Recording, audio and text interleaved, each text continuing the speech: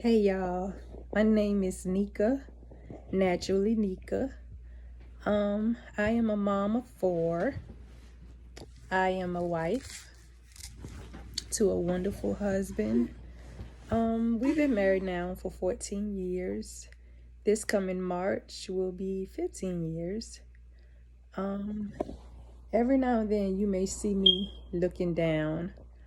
In 2015, July of 2015, I was diagnosed with systematic lupus. Um, Leading up to July of 2015, I want to say December of 2014, I was having a lot of joint pain. It was in my knees, mainly in my fingers, and in my ankles. From standing up from sitting down, I had a lot of joint pain in my knees. It was very hard for me to stand. Let me start off by giving the definition of lupus. Lupus is an autoimmune disease in which the body's immune system mistakenly attacks healthy tissues in many parts of the body, which could include the heart, the lungs, which in my case it attacks my lungs. It can attack the brain, the kidneys, the skin, or the joints. And in my case as well, it attacks my joints. I have a lot of inflammation in my hands, in my wrists, sometimes to the point where I'm not able to button my clothes or open up a water bottle or turn on the faucet. Everyday life. But I managed to get through. Like I said, you may see me just looking away every now and again, because with lupus, a lot of times we forget, can't remember everything, and they call that lupus brain fog. They call it brain fog, where we can't remember. But getting back, in the year of 2014, I suffer with a lot of body ailments, a lot of shortness of breath, couldn't breathe. So going up to February of 2014, I was to the point where the pain was getting excruciating. Whenever I would inhale, it would hurt for me to inhale. I was back and forth to the hospital. They would do what do they call? There go that brain fall again. Where they scan your chest. I can't think of it. I can't think of the name of it right now, but it's not MRIs. But they would do a CT scan to see if there were any fluid on my lungs, and long and behold, there wasn't. I don't know if they didn't see it at the time, but they would say that there isn't any fluid on the lungs, and they would send me back home. And I want to say the next 2 days, it would be unbearable, and I would go back to the emergency room. They would do CT scan again, no fluid on the lungs, so they would end up sending me back home again, and that got very aggravating, stressful. Here it is, I'm in pain. I'm not making this stuff up, I can't make this stuff up, and I wouldn't want to make it up, But they would send me back home. You know how, you guys know, or some of you guys may know how they do you with the emergency room. They take the x-rays and they take the CT scans, and if there's nothing, they send you home. So I remember that third time I stayed at my aunt's house, and that night it got so bad when I went to go take a shower. I went to take a shower, and my aunt, she kept saying, "Nika, you want me to call 911?" And I was like, no, because all they're going to do is send me back home, after being sent home twice. So that next morning, it got unbearable. Like I was, couldn't breathe. And then, on top of not being able to breathe, pain in my chest, like felt like somebody was stabbing me in my chest. And then the joint pain on top of that. So I went on ahead and I told her, go ahead on and call 911. So she helped me get dressed, and the ambulance came and got me strapped up and took me to the hospital. So I don't know what it was, you guys, but that last time they ended up doing another CT scan, of course, on my chest, and there was fluid. There was fluid in both of my lungs. And I'm like, thinking back now, how that fluid it had to always been there. I don't know if they couldn't read the CT scan. I mean, I just don't know. But within a matter of days, it was so much fluid on both of my lungs. So they ended up admitting me. And no, back up. They did not admit me. They ran a lot of tests or whatever, and they gave me medication, and they sent me home. So fast forwarding to March, this was February, fast forwarding to March, having a chest pain again. Started having a chest pain again whenever I would inhale, that stabbing pain. And on top of that, every time I tried to stand up, I would have really, really bad pain in my knees. So it got to the point when my dad took me back to Colombia, because I was at my parents' house visiting. My dad took me, and he had to carry me into the hospital because it was to the point I could not walk. So they got me checked in, went to the back, they did my vitals and everything, and it ended up admitting me. This was March 14th, 2015. They ended up admitting me because I had fluid, a lot of fluid in my legs. So they ended up, I may be skipping around because I can really barely remember exactly in detail what happened, that brain fog. But they ended up admitting me. I stayed in the hospital for 4 days. They did a lot of tests. Oh my God. It seemed like all night long. I couldn't rest because they was coming in getting so much blood work every night. Every night of that 4-day stay. They came and got blood every night, and running tests, doing CT scans and x-rays, and you name it, they did it. But anyway, fast forwarding, on that third day, I remember getting up from my hospital bed, and I had to use the restroom. And on the way to the restroom, I remember looking at the mirror. And you guys, when I looked at the mirror, my jaw dropped. I had lost so much weight. Prior to going into the hospital, I was about 170 pounds. And later on, after I got discharged from the hospital, I was 140 pounds. I had lost 30 pounds in 3 days. 30 pounds in 3 days. No lie. I kid you not.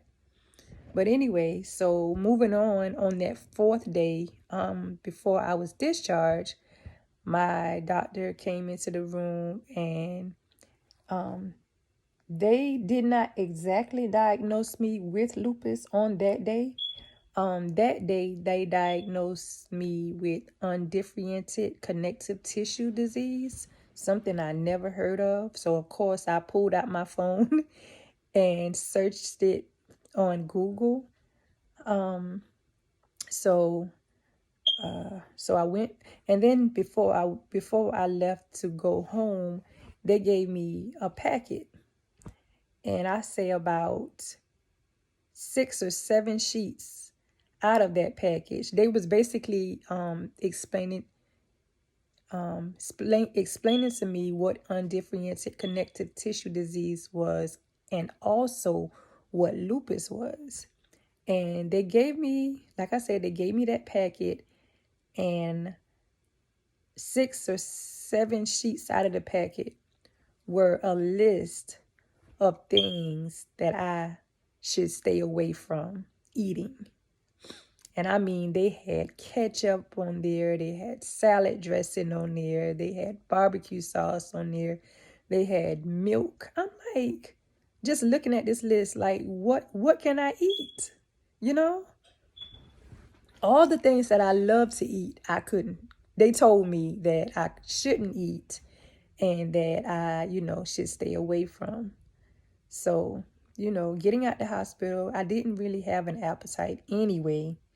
But eventually, after I got out, which was the day of me and my husband's anniversary, March 18th, eventually, I started to gain my appetite back.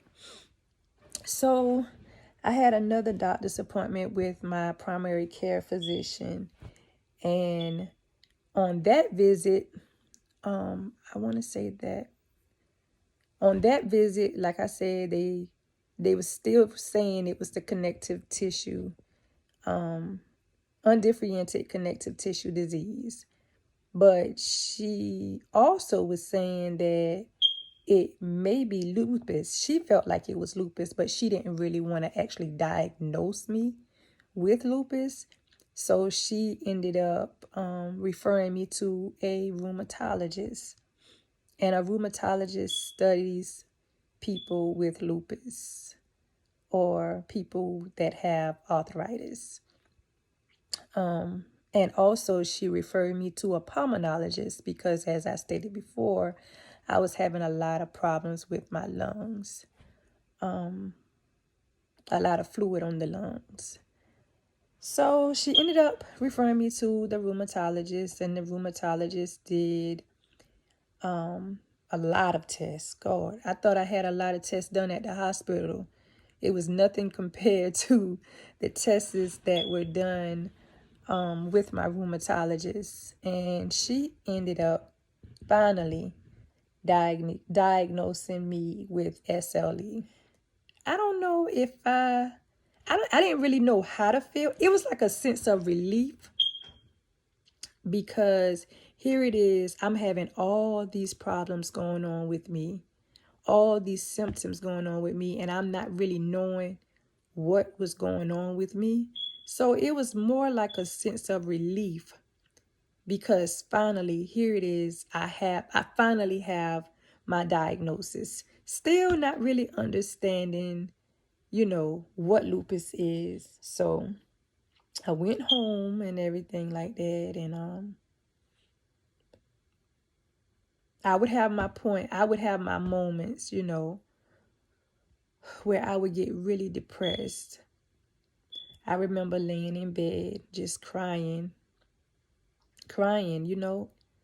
asking God, and I'm a spiritual person, but this was laid upon me and I couldn't understand, why I had to be diagnosed with lupus.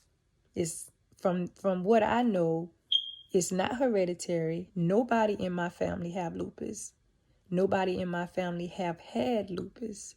So, why me? So I went through a state of depression.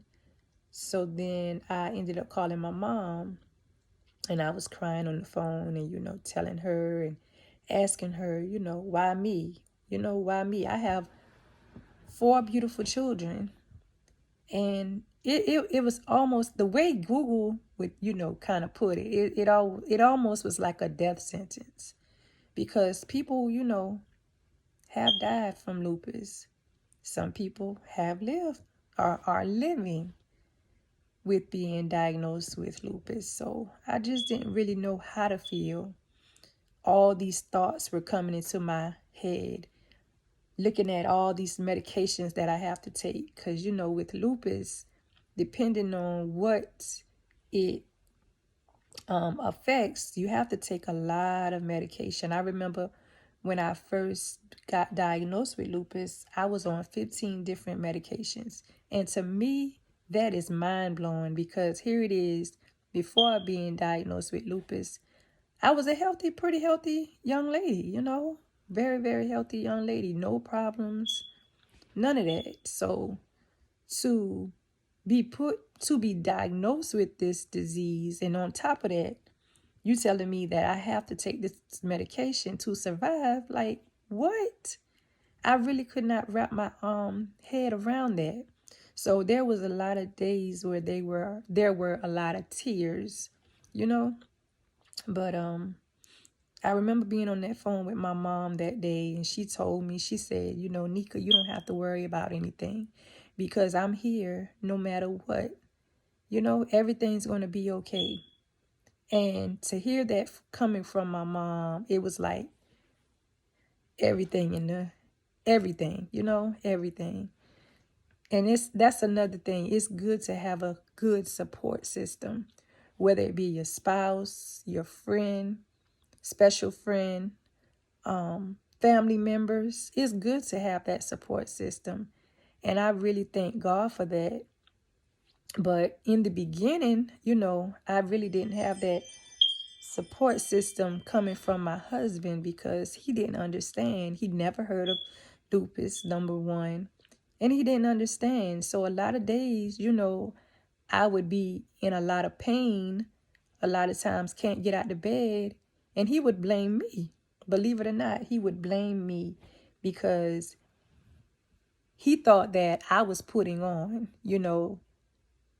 I'm stuck in bed. I can't move because I'm so tired. A lot of times with lupus, it causes you to be very fatigued.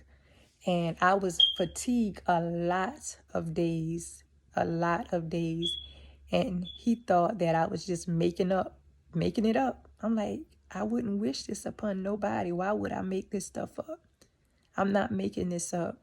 So a lot of days he thought I was making it up because I didn't want to do house chores, or I didn't want to cook, or I didn't want to just do for the family or do for the children and everything like that. But I wasn't making it up. That's just the way lupus is. And also,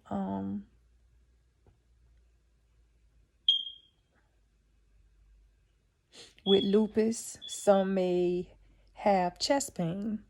For me, I have chest pain. Sometimes I have a lot of chest pain. Right now, and I'm going through some chest pain. And, a lot of people tell me, well, you might want to go to the hospital, or you might want to call your doctor. I don't feel like I have to do those things because, in a sense, I know what it is. And lately, I've been doing these. Let me show you guys. Breathing treatments. Well, exercises. This helps a lot with my breathing. You guys may have saw this before, but that helps a lot, with my lungs, I should say. It helps to strengthen, my lungs. But some people may experience swollen joints, painful or swollen joints, fever, hair loss, and I've lost a lot of my hair. I'm not going to take this off right now, but I have lost a lot of my hair. It got to the point where I had to cut my hair. It's very, very short. Very, very short. You may see it in my profile picture, but it's very, very short. Yeah. And even it even got to the point where I was getting very bad bald spots because my hair would fall out so bad. I would just do like that, and I mean have a hand full of hair, or go to bathe and shower, wash my hair, tub full of hair. And it was very depressing because here I am, a female. I had pretty long hair, and here it is falling out. And I'm actually watching it fall out. So I got into another, dark, dark place. But over time, I finally decided to have it cut professionally. And when you start getting the compliments, it makes your spirit feel good. It kind of sets your self-esteem at a higher level. So, and then I decided to, color it. I decided to color it, of course, purple. So, I felt good about that. We also sometimes, with living with lupus, we have mouth ulcers, swollen lymph nodes, which I did in the beginning. I had a lot of really, really big swollen lymph nodes, but thank God they weren't cancerous. Like I said, fatigue. There are a lot of days that I am very, very, very tired. And a lot of us, when we found out that we have lupus, we get that butterfly rash on our face. Unfortunately, I didn't experience the butterfly rash, but I do get a lot of rash on my skin, whether it's my arms, my legs, my stomach. Yeah, we do experience a lot of rash. I think that's it concerning that. But if you have any questions or comments, you can always drop it down in the comment section.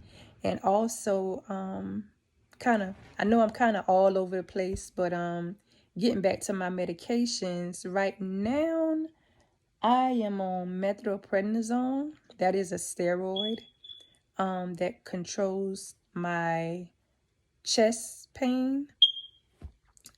Supposed to, because like I said, I'm having a little bit of chest pain now. I don't know what it is. For all I know, it could be indigestion, but I really don't know. With lupus, you just don't know. And I'm taking every once a month, I have to get the Benlysta infusion. And that medication is specifically for individuals with lupus. I just started that last November. So with that infusion, so far so good. I'm not having any allergic reactions or anything. And to me, some days I feel like it's really helping. But like I said, lately, I don't know. Very tired. Just been very, very tired. And right now, I want to say it's about 3:35 and I'm wide awake. So my sleep is definitely off track. I usually sleep during the daytime and I'm up at night, either washing clothes or